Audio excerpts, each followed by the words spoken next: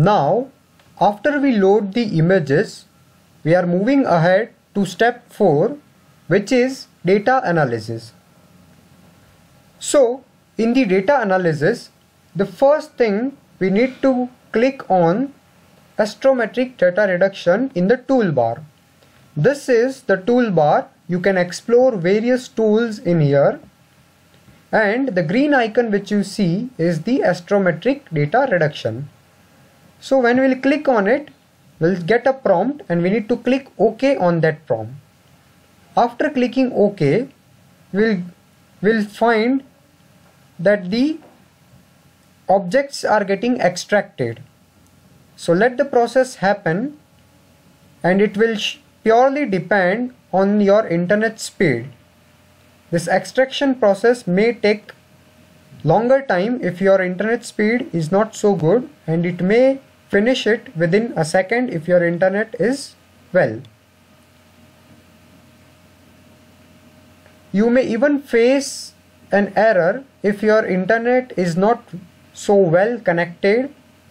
So any sort of HTTP error if you come across, then I suggest to check your internet and start with the astrometric data reduction again. So over here we are successful in the astrometric data reduction and we got a data reduction results. So this table have the data of total number of stars present in all the 4 images, total number of reference stars, the fit order, the magnitude, and various other things. So as of now, we do not have anything to do with this table. So I am simply closing this table. After clicking on the astrometric data reduction, I'll click on known object overlays. So what known object overlays does is, it highlights all the known objects which is present in this particular patch of sky, in this particular frame. So it will mark all the known objects in red. So over here we can see, after clicking on the known object overlays, we do not see any change. Therefore this particular frame do not have any known object. So we'll move ahead. We'll click on the third option, which is the blink current images. So after clicking on blink current images, we'll see that another frame will open up, which will be the combination of all the 4 images. So over here you can see it is blinking all the 4 images one after another. So over here you can see 1, 2, 3, 4. All the four images are blinking one after another. So now we have nothing to do with the background images, and we only have to do the analysis part with the new prompt which has recently occurred. Now I'll adjust this frame to corner and I'll simply stretch and fit it to the size of Astrometrica homepage, and then I'll zoom twice. Zooming twice is the optimum zoom you can use to hunt for even the fainter objects in this frame. And after zooming twice, I suggest to fit the scroll bar to one corner and start from one grid and then move in a zigzag manner. I'll show you how you can move in a zigzag manner so that you do not miss a single patch of sky in this particular frame or in any of the analysis. So we'll start with this particular grid, this particular square grid. So over here, can you see any moving object? So this thing, it is simply coming up and again going. So this cannot be the moving object. So we'll switch to another grid. In the next grid, Can you see any moving object? Again, you may think that this can be the potential moving object, but this isn't moving. If you'll observe closely, then the grid line, this grid line is moving. See, I have put my cursor at one place. Now you can identify that the grid line is moving and not the object. Can you see it now? So this is the difference. This is how you can identify a moving object. So I'll move to third and fourth grid. Now in the third grid, can you see a moving object? Again you will have a question that this white dot, this is moving. Well, even this star like object is rotating, right? But this isn't the object which we are looking for, because this is just the bright source and it is not an asteroid. We are participating in asteroid search campaign and we have to look for moving asteroids. So you might have another question that the white dot which is moving over here in this star like object, is it moving? Can we consider it? But again the answer is no, because this is just the noise. So how can we identify between a noise and a moving object? A moving object will generally look like this. This will be a dark and roughly round source, while it won't be such single point source. Generally point source will be the noise, and this noise may have occurred due to heat in the telescope or in the CCD camera or due to various other reasons. So we simply have to ignore such pixelated moving objects. Now there is no moving object in this third grid. We'll move ahead and we'll find the moving object in this fourth grid. Do you see any? So we don't have any moving object in here. So we'll move down. Okay. So we'll move down, and this is how I told you about the zigzag motion. We have moved down. So we are starting with the fourth grid. So do you see any moving object? No, there is no moving object. Now we'll move forward.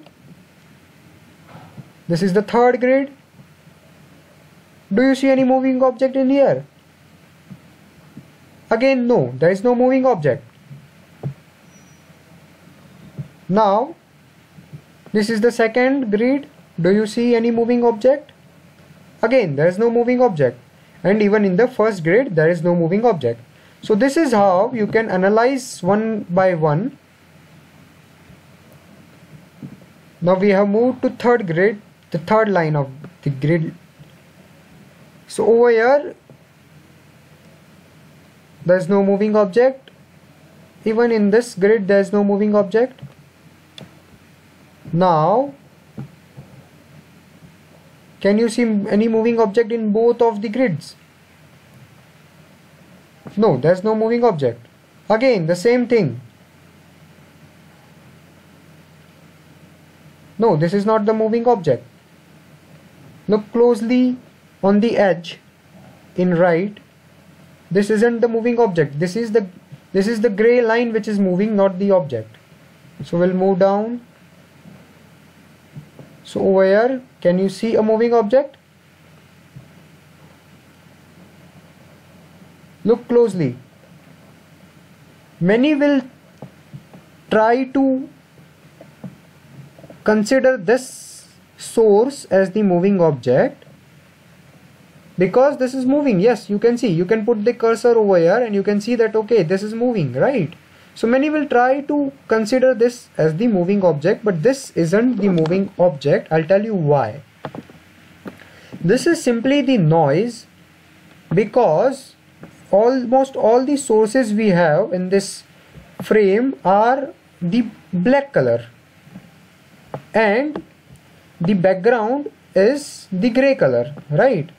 So even we expect the asteroid to be in the black color and not the white color. So whenever we see the moving object in white, you can understand that these are the noise, so we can simply ignore them. Now if you look closely in this grid, then you will find a moving object at the corner. Do you see it here? Yes, it is moving. You can use the cursor for the reference point. So you see it is moving from one point to another point, right? And it is again moving in a straight line. We can guess that.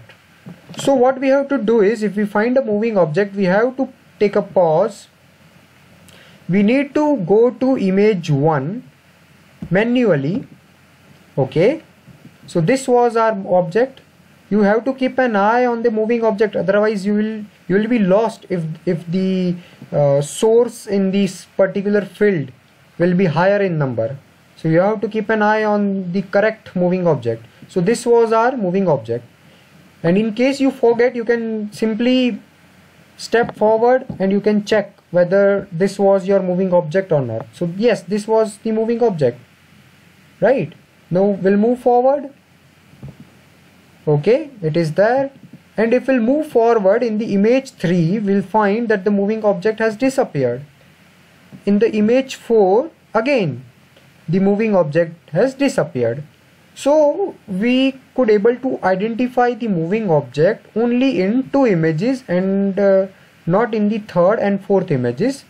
Therefore we cannot consider this object, because it is one of the criteria to at least mark the object in minimum 3 frames out of 4.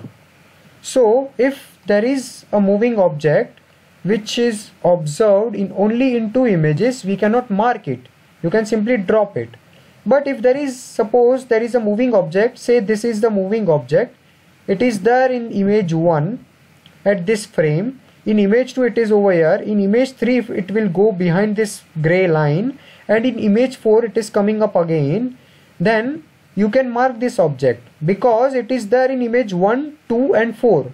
It is not there only in the image 3. So you can simply skip the image 3 and you can mark it in image 1, 2 and 4. So this is how we should at least have minimum 3 observations of a moving object, and then and only we can consider the moving object. So in this case, this object was visible only in 2 images and not in 3rd and 4th images. Therefore we are rejecting it. I'll start blinking again and we'll move forward. On moving forward, can you observe any moving object in this grid? Okay, there it is. Can you see it now? Yes, it is moving, right? So I'll again stop blinking and I'll go to image 1. It is already image 1. This was our moving object. I'll check again if this is my moving object or not. Yes, this is the only image. I'll click on it